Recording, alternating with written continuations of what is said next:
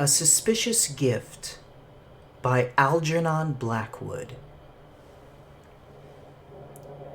Blake had been in a very low water for months, almost underwater part of the time, due to circumstances he was fond of saying were no fault of his own. And as he sat writing in his room on third floor back of a New York boarding house, part of his mind was busily occupied in wondering when his luck was going to turn again. It was his room only in the sense that he paid the rent. Two friends, one a little Frenchman and the other a big Dane, shared it with him, both hoping eventually to contribute something towards expenses, but so far not having accomplished this result. They had 2 beds only, the third being a mattress they slept upon in turns, a week at a time. A good deal of their irregular feeding consisted of oatmeal, potatoes, and sometimes eggs, all of which they cooked on a strange utensil they had contrived to fix into the gas jet.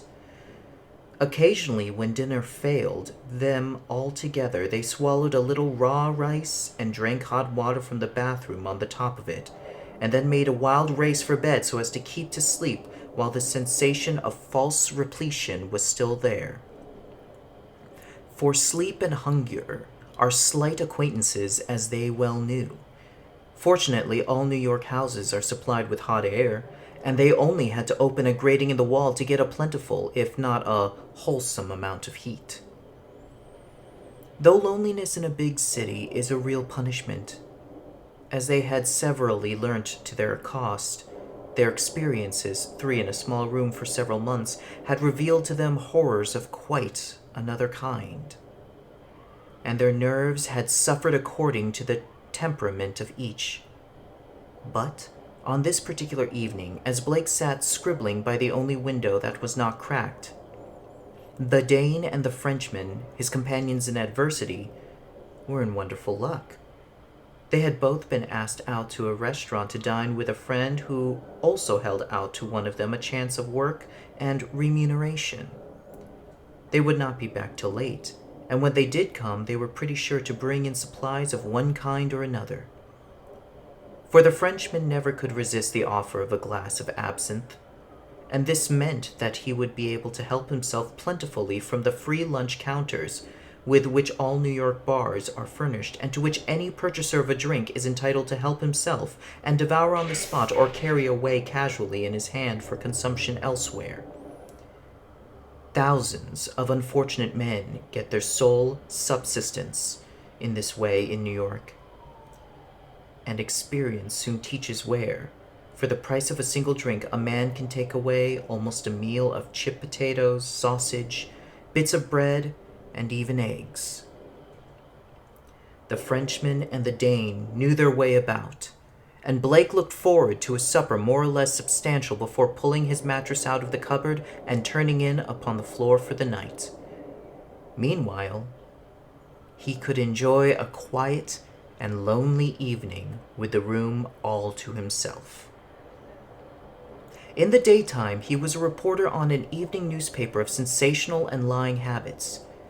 His work was chiefly in the police courts, and in his spare hours at night, when not too tired or too empty, he wrote sketches and stories for the magazines that very rarely saw the light of day on their printed and paid-for sentences. On this particular occasion, he was deep in a most involved tale of a psychological character, and had just worked his way into a sentence or set of sentences that completely baffled and muddled him. He was fairly out of his depth, and his brain was too poorly supplied with blood to invent a way out again. The story would have been interesting had he written it simply, keeping to facts and feelings, and not diving into difficult analysis of motive and character, which was quite beyond him.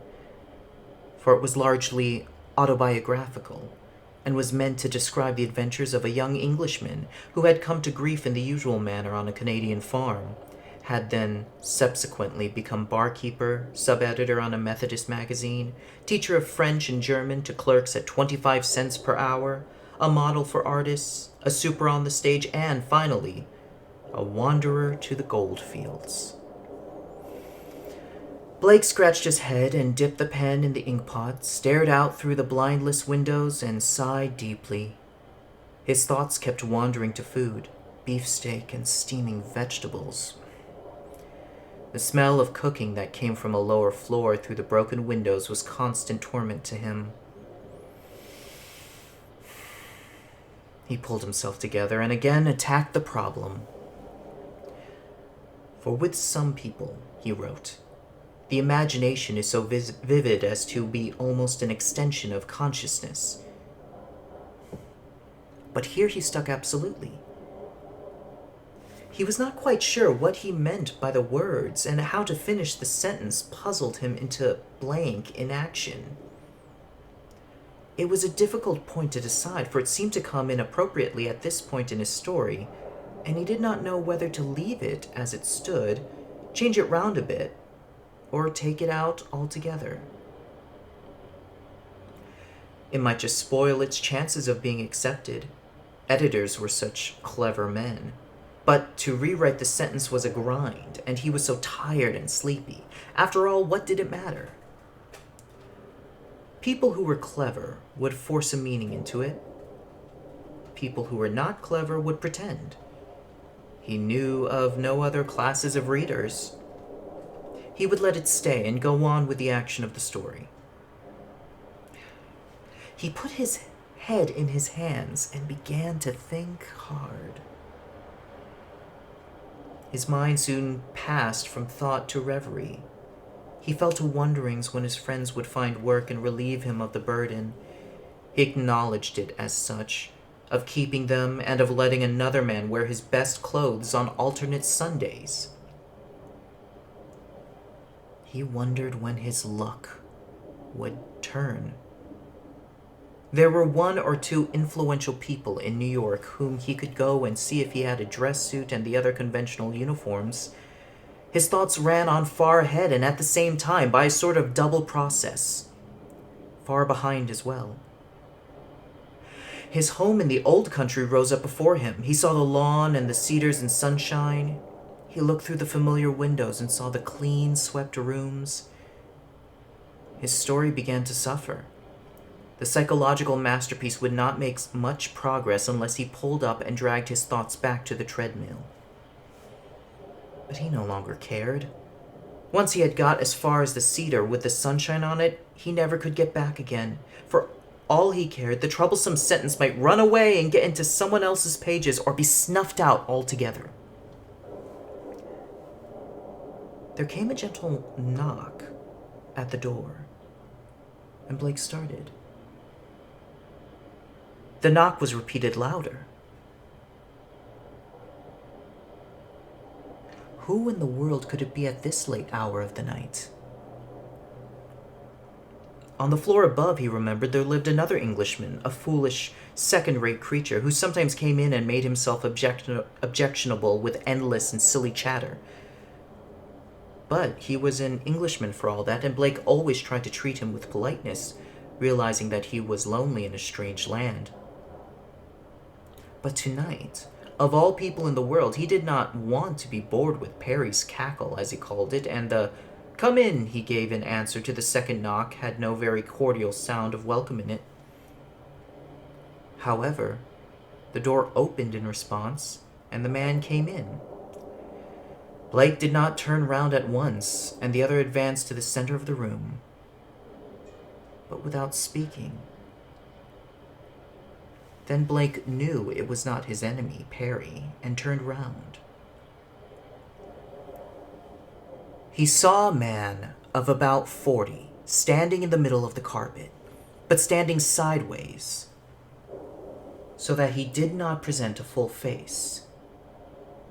He wore an overcoat buttoned up to the neck, and on the felt hat which he held in front of him fresh raindrops glistened.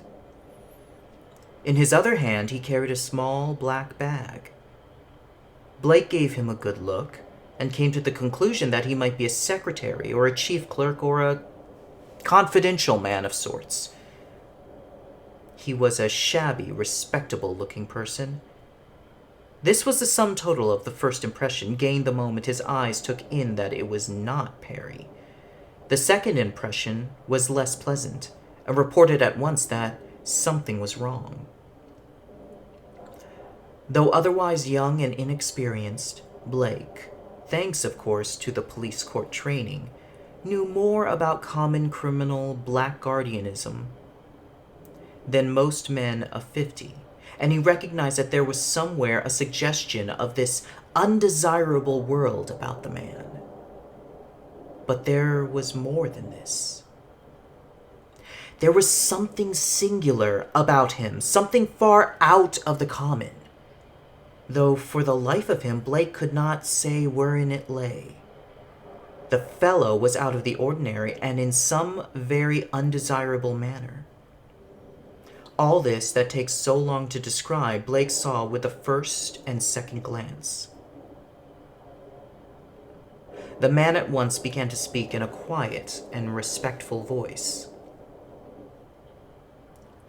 "Are you Mr. Blake?" he asked. "I am. Mr. Arthur Blake." "Yes." "Mr. Arthur Herbert Blake," persisted the other, with emphasis on the middle name. "That is my full name," Blake answered simply, adding as he remembered his manners, "But won't you sit down first, please?" The man advanced with a curious sideways motion like a crab and took a seat on the edge of the sofa. He put his hat on the floor at his feet, but still kept the bag in his hand. "I come to you from a well-wisher," he went on in oily tones without lifting his eyes. Blake, in his mind, ran quickly over all the people he knew in New York who might possibly have sent such a man, while waiting for him to supply the name. But the man had come to a full stop and was waiting too. "A well-wisher of mine?" repeated Blake, not knowing quite what else to say. "Just so," replied the other, still with his eyes on the floor. "A well-wisher of yours." "A man, or," he felt himself blushing, "or a woman?" "That," said the man shortly, "I cannot tell you." "You can't tell me?" exclaimed the other, wondering what was coming next, and who in the world this mysterious well-wisher could be who sent so discreet and mysterious a messenger. "I cannot tell you the name," replied the man firmly. "Those are my instructions.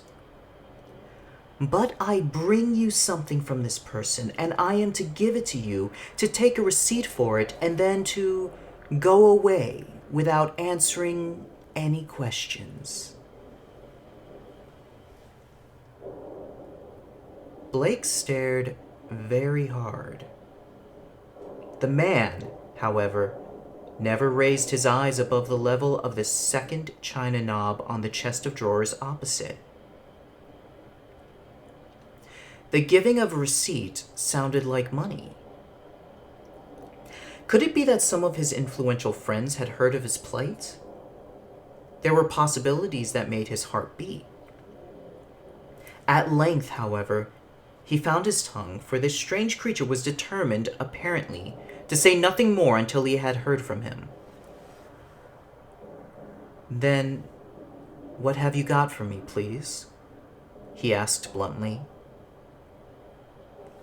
By way of answer, the man proceeded to open the bag. He took out a parcel wrapped loosely in brown paper and about the size of a large book. It was tied with string, and the man seemed unnecessarily long untying the knot.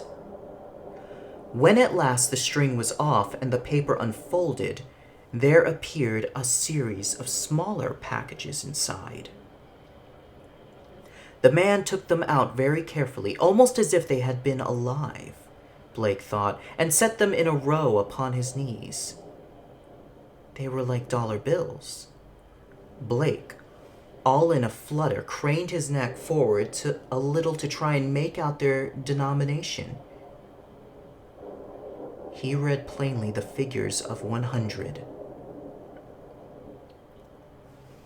There are $10,000 here, said the man quietly. The other could not suppress a little cry. And they are for you. Blake simply gasped. $10,000? He repeated, a queer feeling growing up in his throat. 10,000? Are you sure? You mean they are for me? He stammered. He felt quite silly with excitement and grew more so with every minute as the man maintained a perfect silence. Was it not a dream? Wouldn't the man put them back in the bag presently and say it was a mistake and they were meant for somebody else? He could not believe his eyes or his ears. Yet, in a sense, it was possible. He had read of such things in books and even come across them in his experience of the courts. The erratic and generous philanthropist who is determined to do his good deed and to get no thanks or acknowledgement for it. Still, it seemed almost incredible. His troubles began to melt away like bubbles in the sun. He thought of the other fellows when they came in and what he would have to tell them.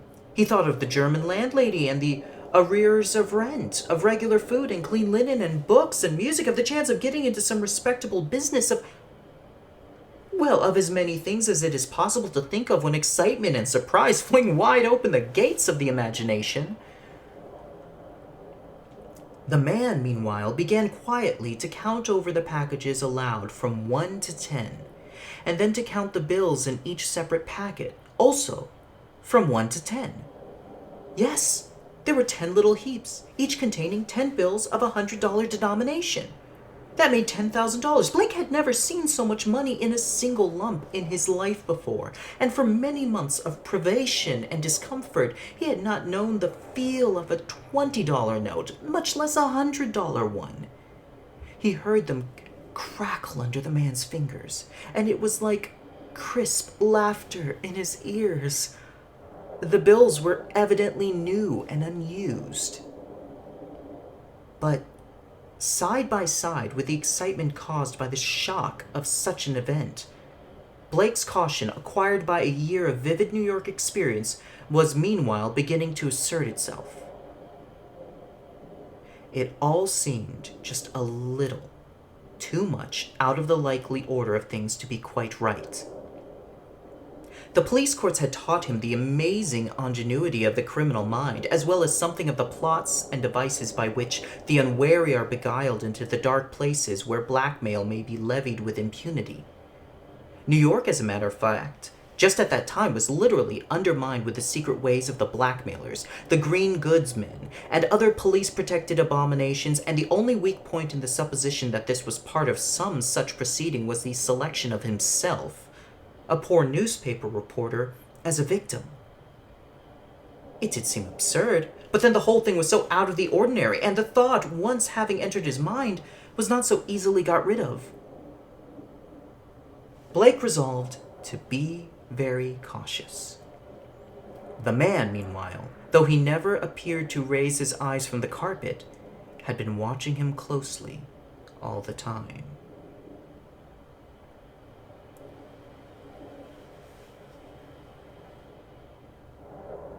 If you will give me a receipt, I will leave the money at once, he said, with just a vestige of impatience in his tone, as if he were anxious to bring the matter to a conclusion as soon as possible.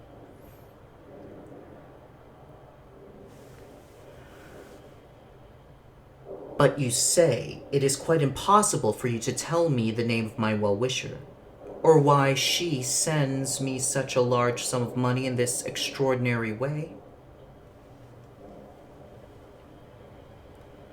The money is sent to you because you are in need of it, returned the other. And it is a present without conditions of any sort attached. You have to give me a receipt only to satisfy the sender that it has reached your hands. The money will never be asked of you again. Blake noticed two things from this answer. First, that the man was not to be caught into betraying the sex of the well-wisher. And secondly, that he was in some hurry to complete the transaction. For he was now giving reasons, attractive reasons, why he should accept the money and make out the receipt. Suddenly, it flashed across his mind that if he took the money and gave the receipt before a witness, nothing very disastrous could come of the affair.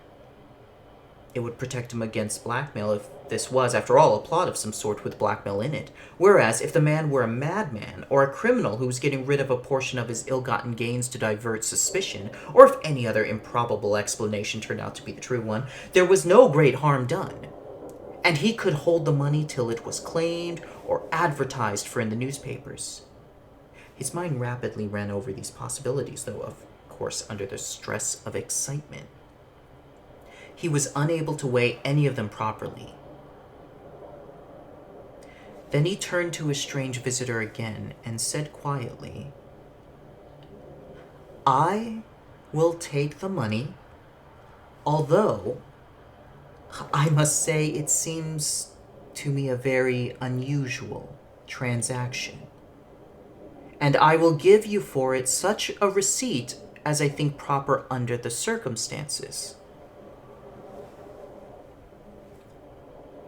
"A proper receipt is all I want," was the answer.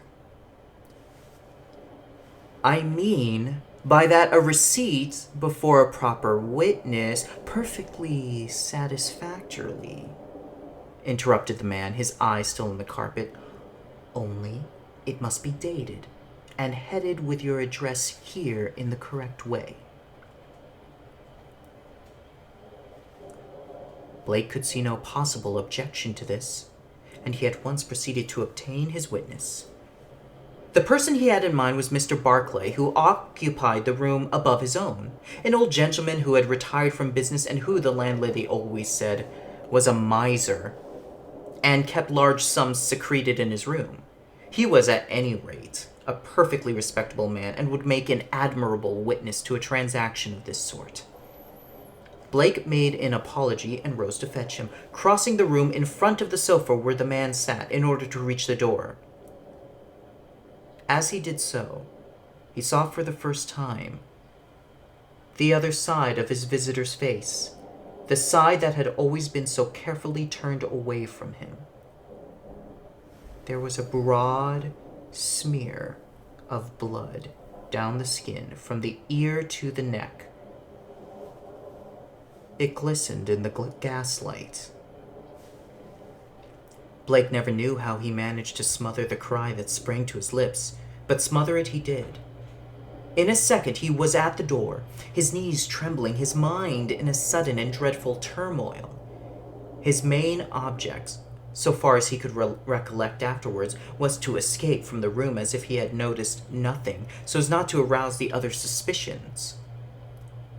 The man's eyes were always on the carpet, and probably, Blake hoped, he had not noticed the consternation that must have been written plainly in his face. At any rate, he had uttered no cry.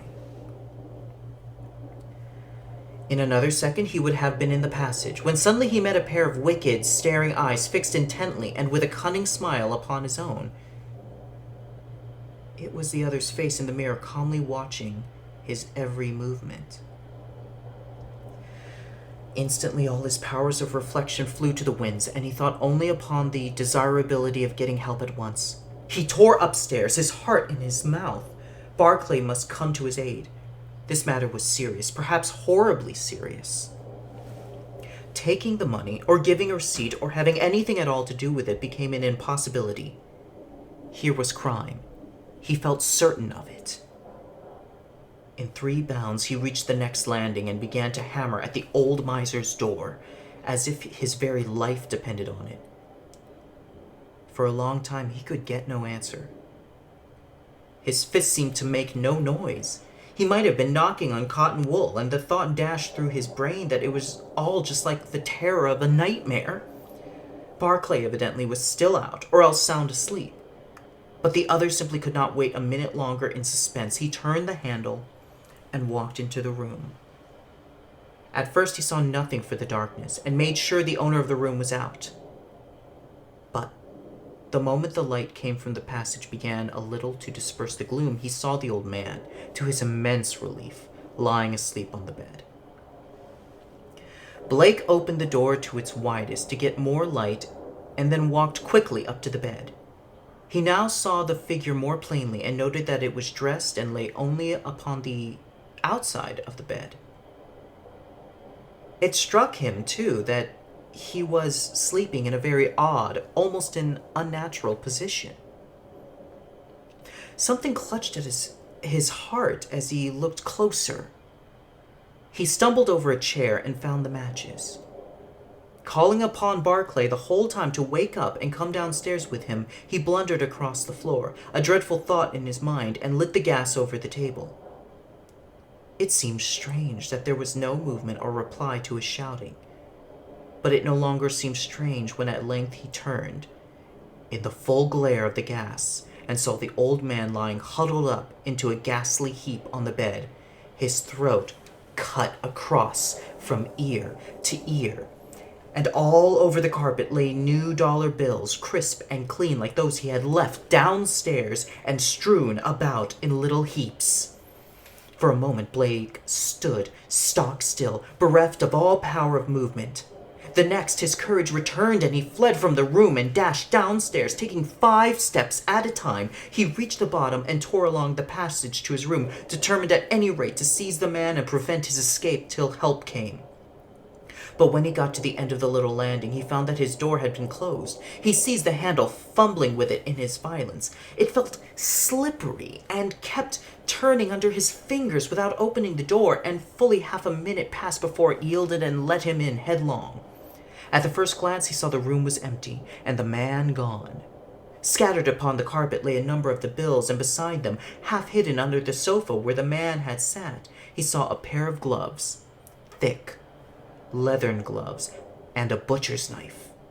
Even from the distance where he stood, the bloodstains on both were easily visible. Dazed and confused by the terrible discoveries of the last few minutes, Blake stood in the middle of the room, overwhelmed and unable to think or move. Unconsciously, he must have passed his hand over his forehead in the natural gesture of perplexity, for he noticed that the skin felt wet and sticky.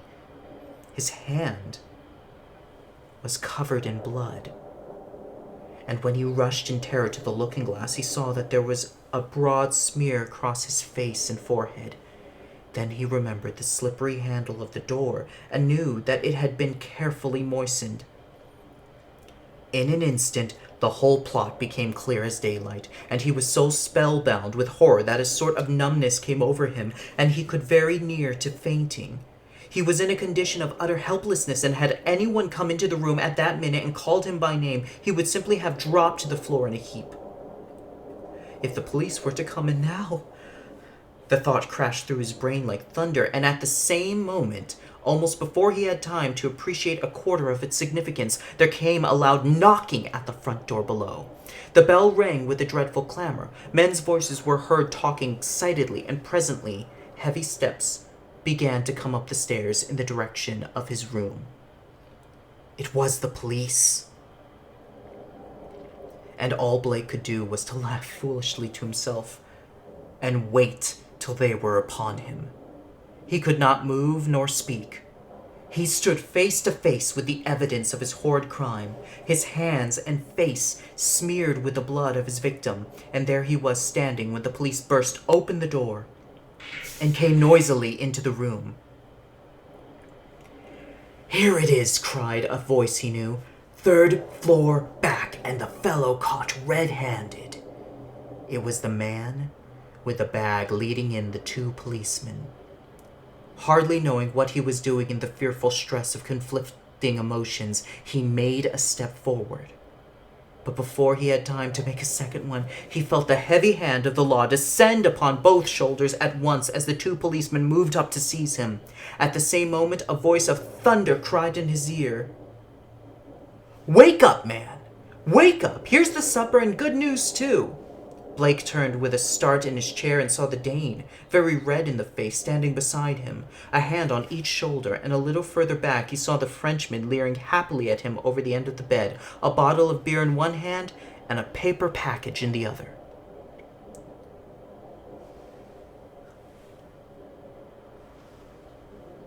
He rubbed his eyes, glancing from one to the other. And then he got up sleepily to fix the wire arrangement on the gas jet to boil water for cooking the eggs, which the Frenchman was in momentary danger of letting drop upon the floor.